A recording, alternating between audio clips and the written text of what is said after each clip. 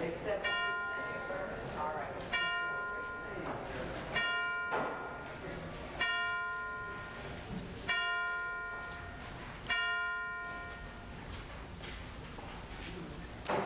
Good morning. I hope everybody's warm enough today. My name is Becky Talent. My pronouns are she, her, hers, and I just turned 66 on Friday, so I'm a 66, thank you. I'm a 66-year-old woman wearing a Voice t-shirt because it's the Voice service.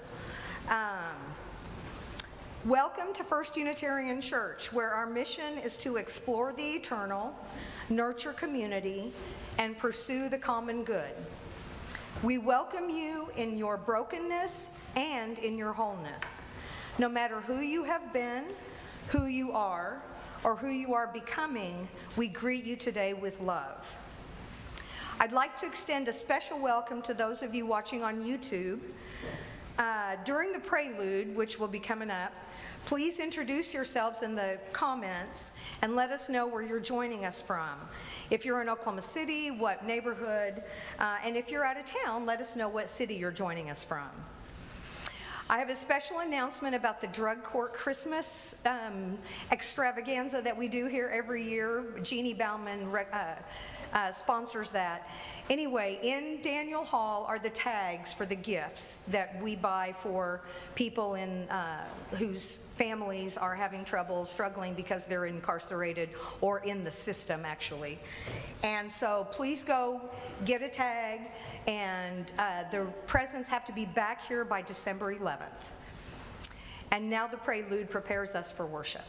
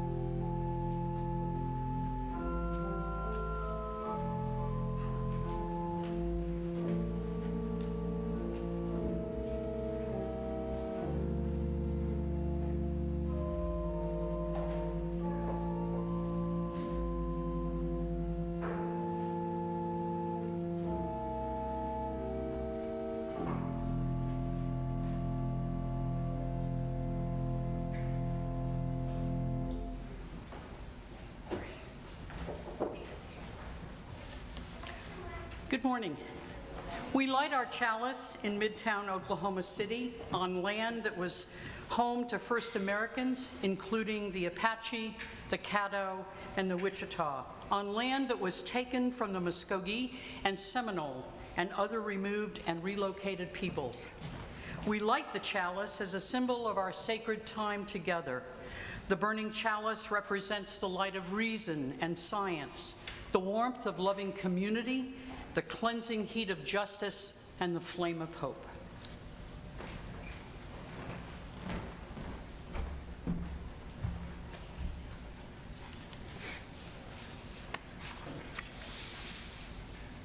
Again, welcome.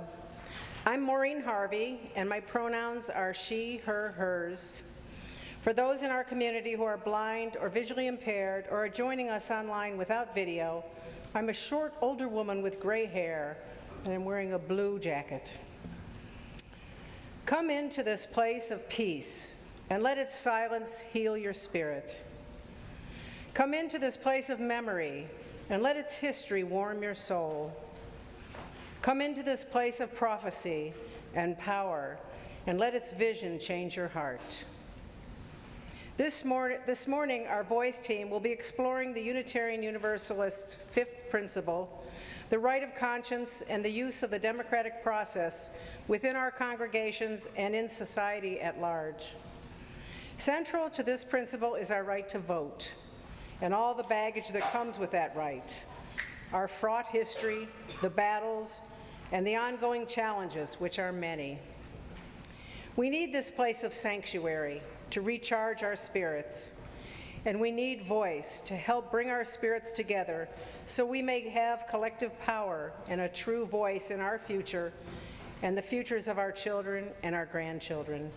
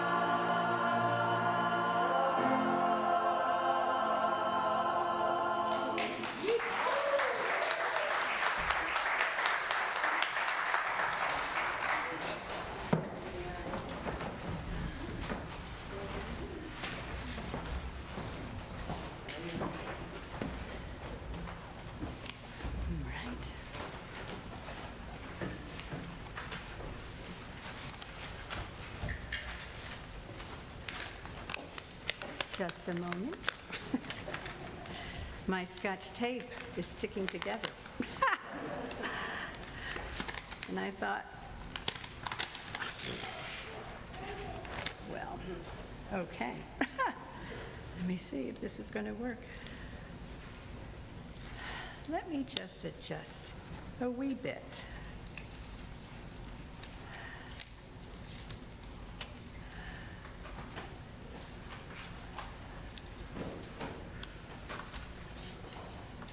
I'm building suspense.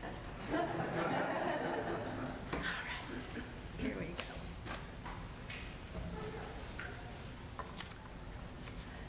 Blue was a quiet color. Blue liked to look up at the sky. He liked to float on waves. And if he was feeling very daring, he liked to jump and splash in rain puddles. Sometimes he wished he could be a little more sunny, like yellow. Sometimes he thought, oh, it would be nice to be bright, like green. And other times he thought, oh, it would be nice to be regal, like purple. Or perhaps to be more outgoing, like orange.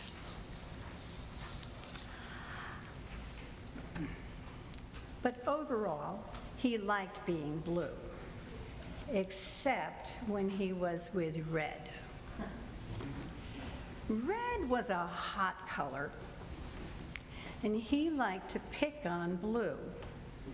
He would say, red is a great color. Red is hot, and blue is not. Well, sometimes yellow would comfort blue and say, I think blue is a very nice color. But she never said that in front of red. And she never said, stop picking on blue. So, let's see, catch up with my story. Every time Red said something mean, he just got bigger, and he would not stop. He eventually grew so big that all the colors were afraid of him. And no one dared stop Red. And he started to pick on all the colors. And then they all felt a little blue. Until one came. He had a different shape with bold strokes and square corners.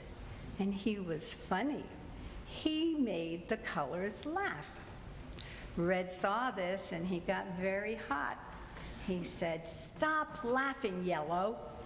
Stop laughing, green. Stop laughing, purple and orange. And they did. Red rolled up to number 1 and he said, stop laughing. But Red stood up straight like an arrow. And Red said, no. Well, Red was mad, but 1 would not budge, so Red rode away. Then 1 turned to the colors and said, if someone is mean and picks on me, I, for 1, stand up and say no. Then yellow said,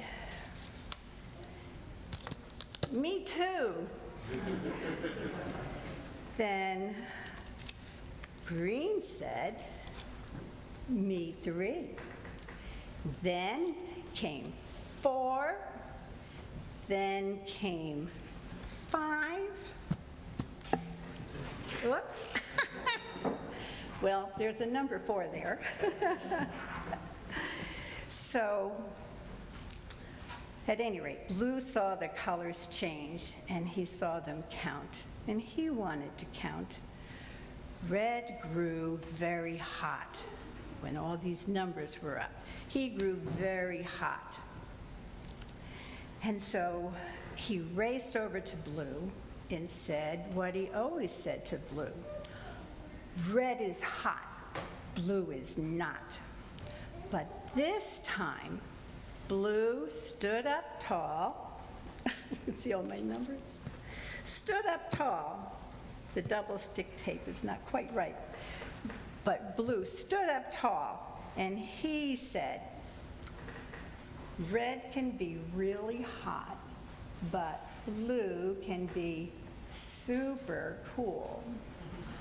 Well, red blew a fuse and tried to roll over blue, but everyone took a stand and said, no. Red turned even redder and started rolling away. But blue called out and said, can red be hot? Can blue be cool? Red stopped in his tracks. Red can count too, said number one. So red rocked and rolled and rocked, and red became number 7. Everyone counts, they shouted. 1, 2, 3, 4, 5, 6, 7. Red laughed and joined the fun. Sometimes it just takes one.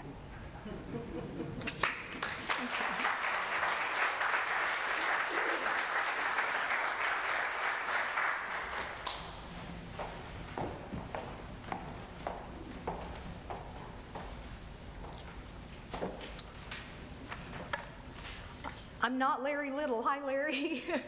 The order of service says it's you, so I just wanted to confirm that. That's not me. Every Sunday, we take an offering. Since 2002, 20 years we've been doing this. All the cash and designated checks from that offering have gone directly to external nonprofit organizations doing good work, our Change for Change partners. For the month of November, our Change for Change partner is VOICE, which stands for Voices Organized in Civic Engagement, and that's who's doing the service today. VOICE is a coalition of congregations, worker associations, schools, and nonprofit groups that have come together out of a deep sense of mission and concern for the pressures faced by families in the Oklahoma City metropolitan area. VOICE works to better understand those pressures by asking members of our community to talk about their own experiences. Members strive to foster real conversations instead of ideological shouting matches. First Unitarian is a founding member and one of the most active organizations within VOICE. Funds raised through Change for Change will go toward the annual membership dues for First Unitarian to VOICE. For those of you who are in the sanctuary today, in just a moment, we're going to be passing the plate. If you're not able to make a gift today, we invite you to write a note of encouragement to our Change for Change partner organization, and we'll share those messages with them as well. And if you're watching us online, please make your gift by sending a check to First Unitarian. You can write Change for Change on the memo line, or make an online payment through our website. It's the number 1UC.org.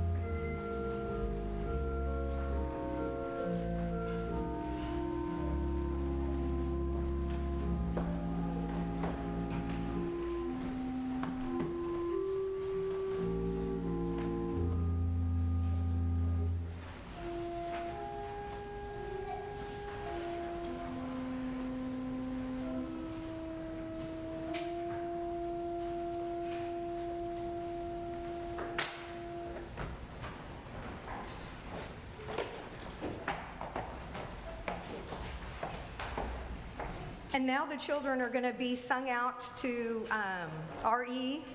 Follow Tim. Diane?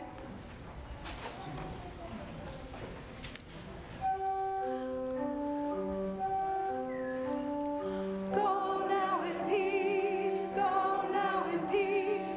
May the spirit of love surround you everywhere, everywhere you may go. Go now in peace, go now in peace. May the spirit of love surround you everywhere, everywhere you may go.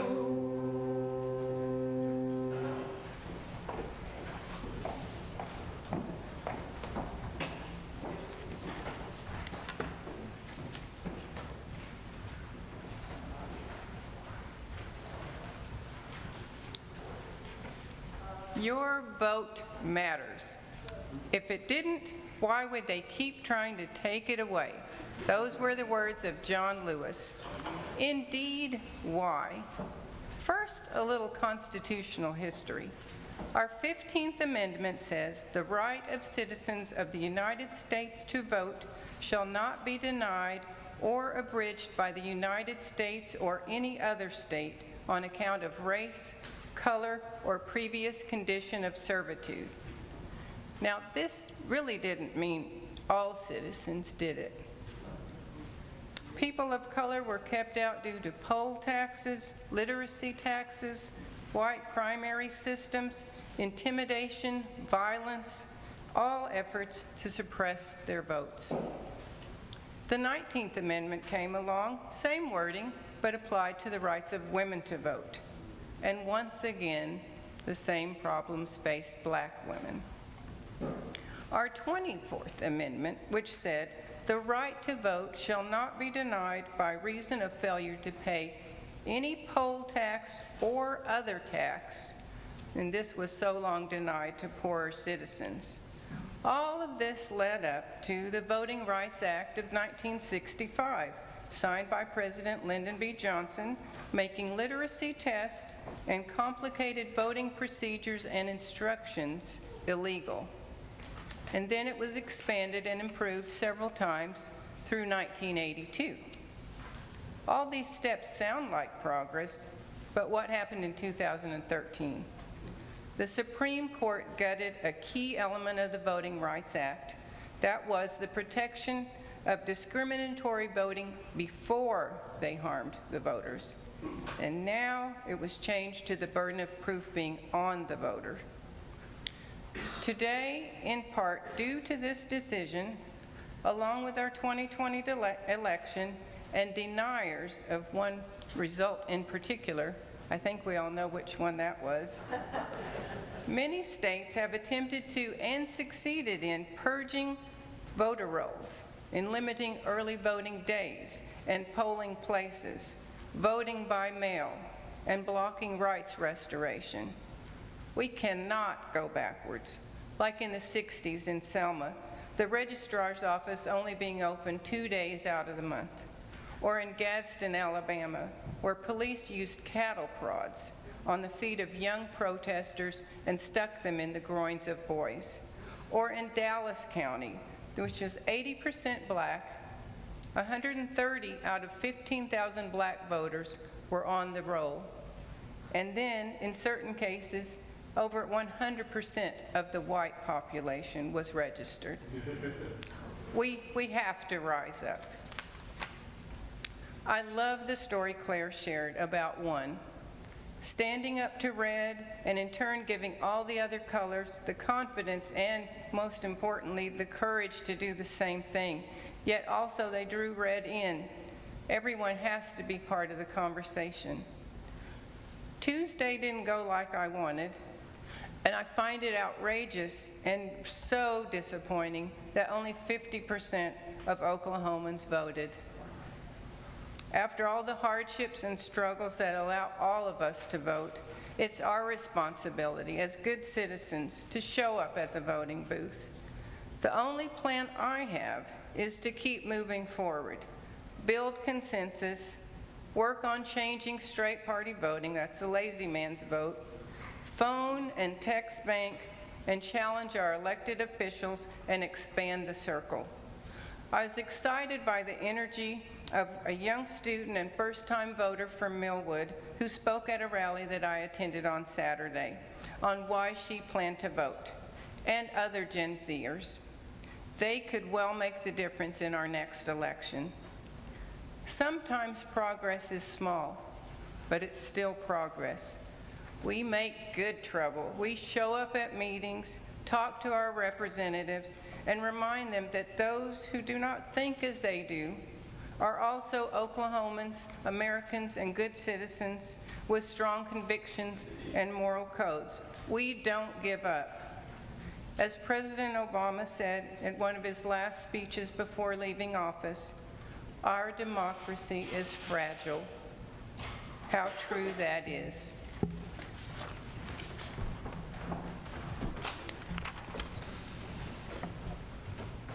Help Us Never to Forget was penned on November 2nd, 2016 by Reverend Daniel Gregoire of the Unitarian Universalist Society of Grafton and Upton in Grafton, Massachusetts. He loves being a guide to those on spiritual journeys and a companion to all in life transitions. All right, voters, it's election season. We're down to the remaining candidates, and we are the voters of this country. The question before each of us, perhaps already answered on your early ballot, is how shall I choose? If the power still lies in the hands and the will of people, we must let love guide us. I have faith in our system of government, the idea of our nation, and its diverse people. Lately, though, it's been a tested faith. This campaign season has surprised me in many ways and has shifted my understanding of who my neighbors are. It has exposed some of their values, hopes, and fears. When I sit in my comfortable office on the town green in a quaint New England village and see a pickup truck circling the common with a Confederate flag waving out the back, I think to myself, these are the people. At the same time, the country has changed within my lifetime in the most extraordinary ways. I am the black minister of a majority white congregation, and I can get married to the man of my dream in all 50 states now. These are the people, too. We have a president named Barack Hussein Obama. Is this not the final frontier? It strikes me that these are indeed the best of times and surprisingly the worst. This rancorous presidential election season has exposed the limits of our political and cultural landscape. Borders we would rather forget.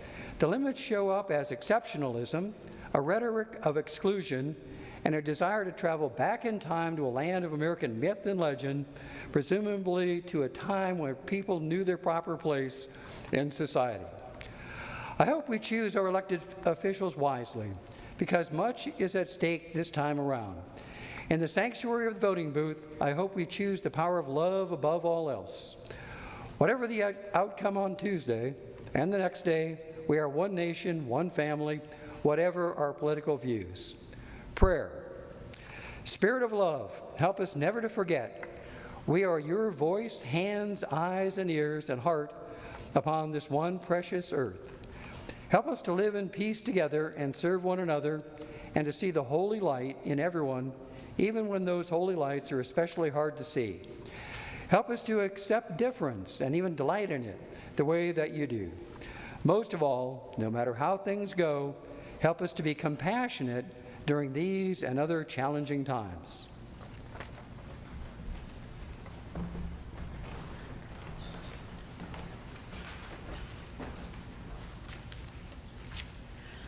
I turned 21 in 1971, and wouldn't you know it, there were no elections that year.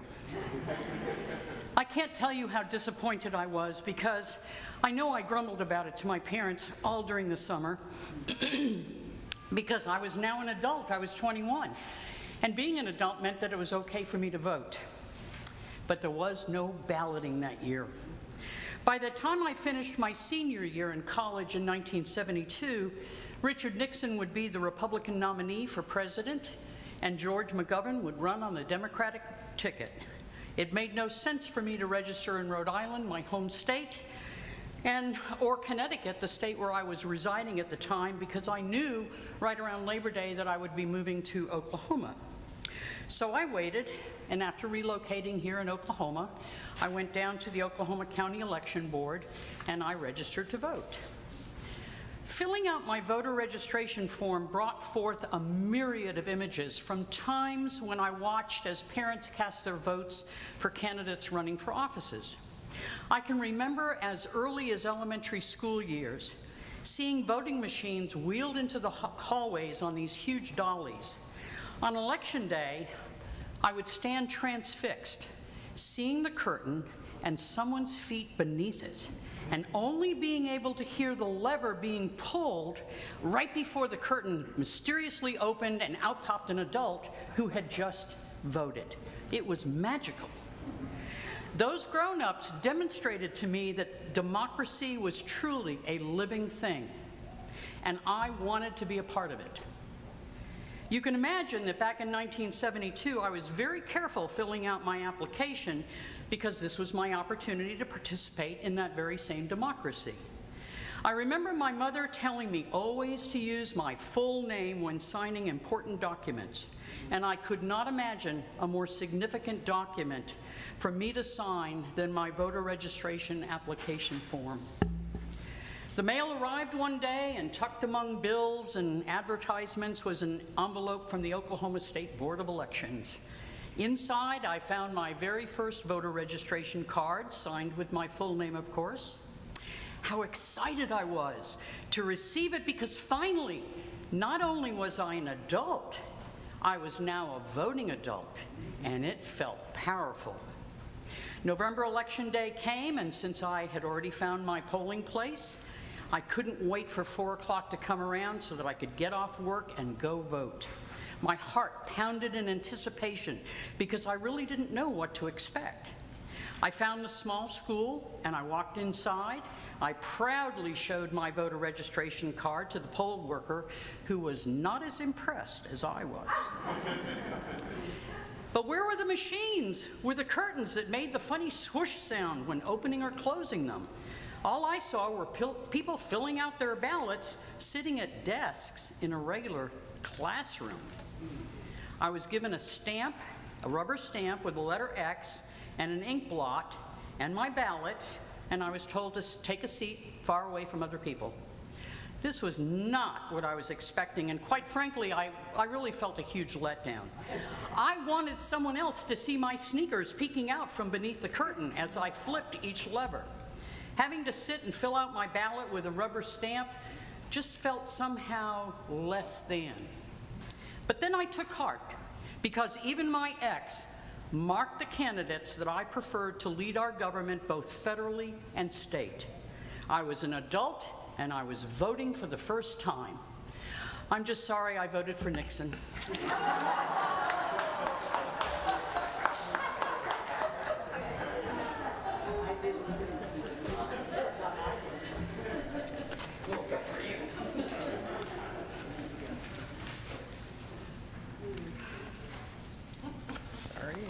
Move ahead here. Please join us in the spirit of meditation. Spirit of liberation, both here and beyond us, your extravagant love surrounds us. Right here, right now, your will towards freedom beckons.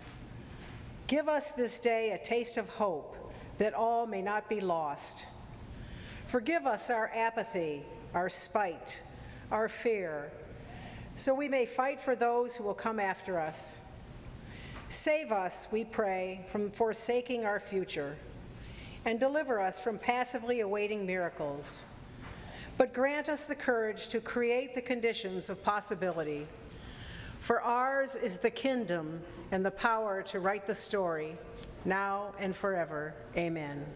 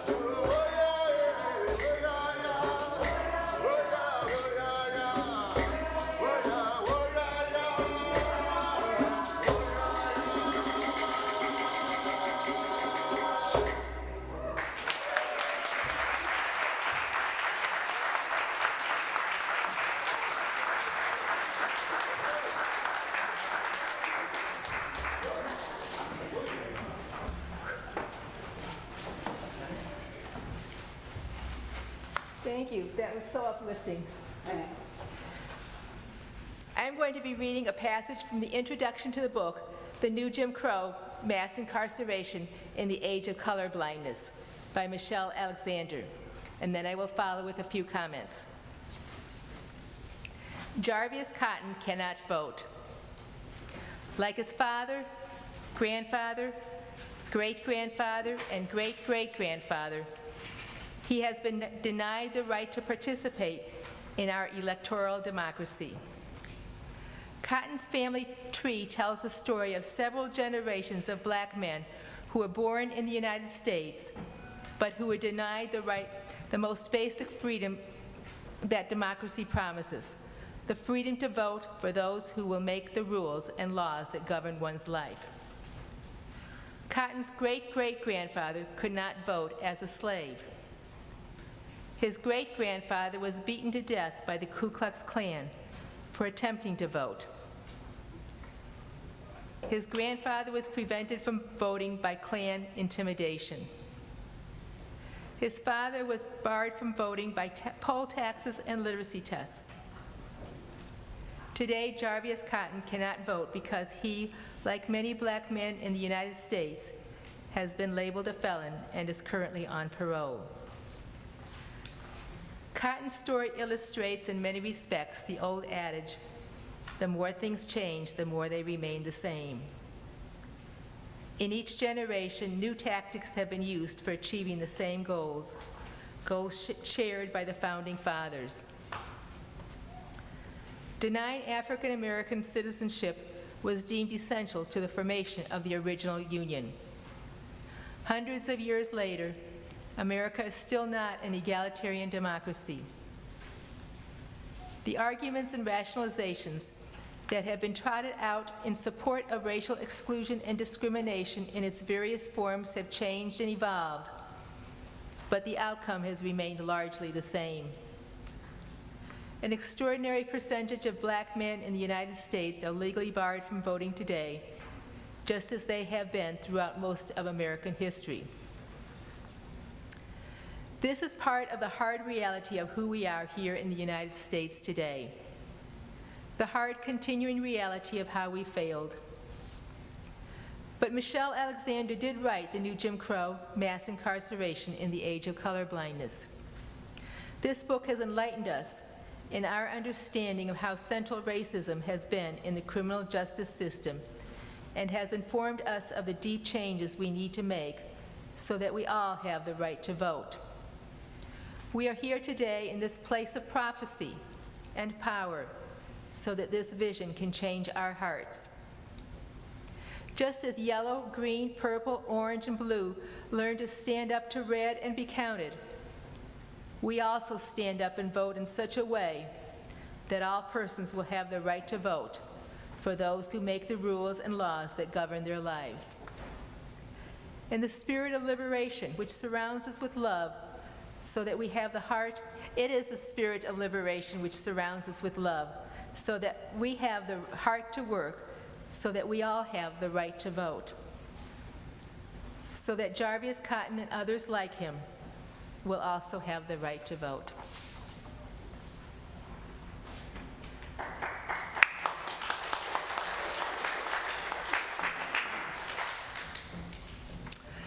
My name is Sandra Flansburgh. I'm a white woman of a certain age, and I'm wearing my Voice t-shirt from 2019 or 2020, something like that. So turning out the vote is one of Voice's most important areas of work. It's one of the core things that true public servants pay attention to, because they have to get elected and stay elected in order to do anything else. Looking out at this congregation and imagining who is tuned in online, I would guess that voting is not our major problem, right? Who voted in the election last week? Raise your hand. Everyone. If you're online, give us a thumbs up. So thank you. We really appreciate that. Foundationally, we educate ourselves, we vote, and we turn out others to vote. We also teach that democracy doesn't just happen at the polls. It's not a once every 2-year or once every 4-year thing. So what Voice does is build relationships with elected officials, build power that gets us those meetings and commitments, and we stay engaged with those elected when they make their promises and commitments. We hold them accountable to their word and to the public. Does anyone remember, Obama's come up a lot this service, but does anybody remember toward the beginning of his first terms when he said in a speech something like, "I want to work on this issue, but I need you to keep the pressure on me"? He was reminding us that even when people in elected office want to do the right thing, they often need the cover of public pressure. So that's part of what Voice does. Our team asked me to share a little bit about what Voice's issues currently are and what they might be coming up.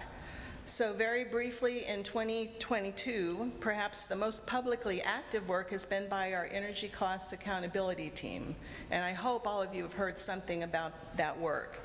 We've had a team on this work for at least a decade with many wins. When we started, those Corporation Commission meetings and rate case meetings were just something that happened with the Corporation Commission and OG&E and ONG.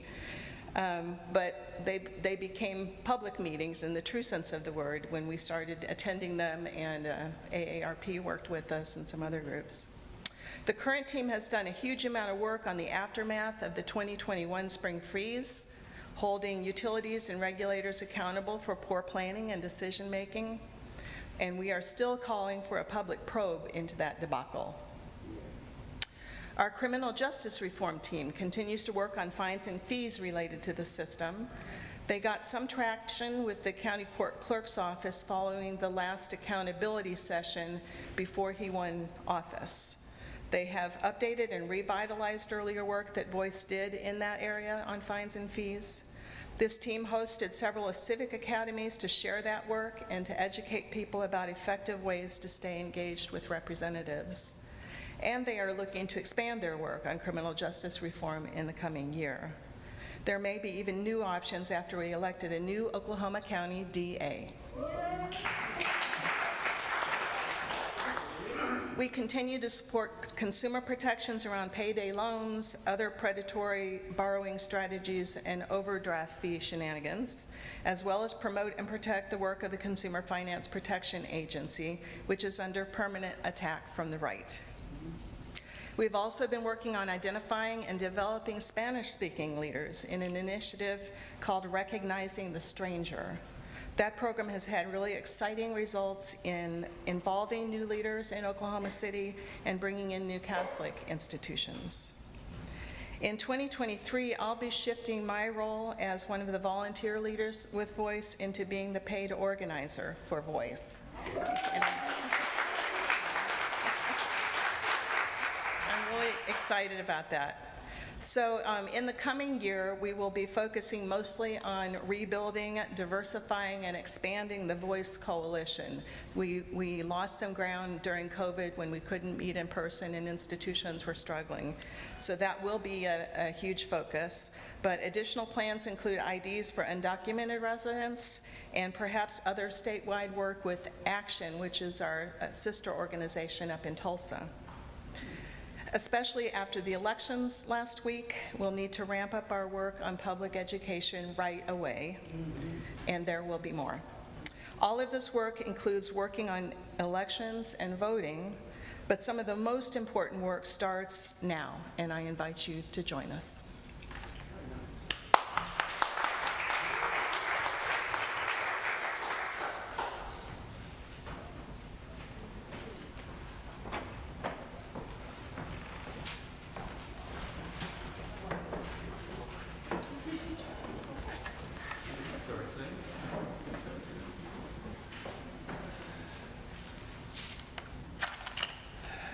I'm hoping I didn't come up before anyone else.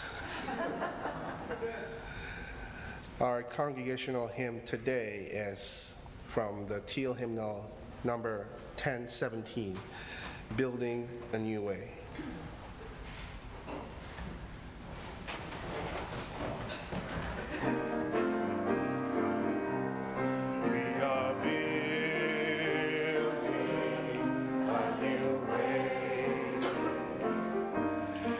We are building a new way. We are building a new way, feeling stronger every day.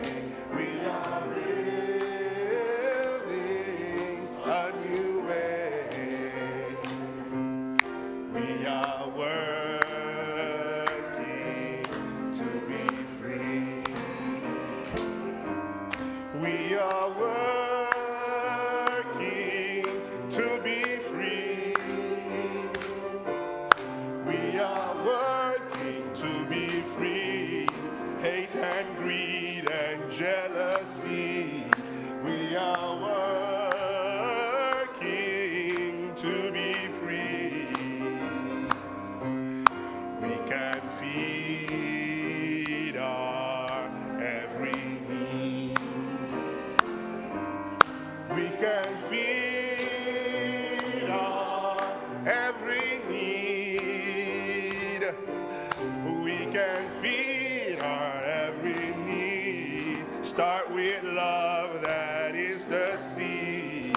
We can feed our every need. Peace and freedom is our cry. Peace and freedom is our cry. Come on, sing it out. Let's go.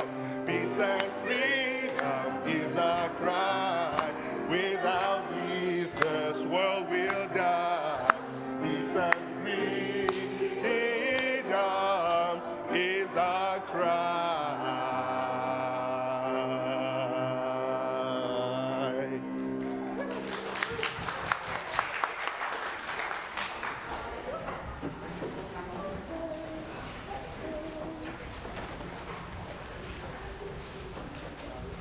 We extinguish this flame, but not the light of love and community which burns in our hearts.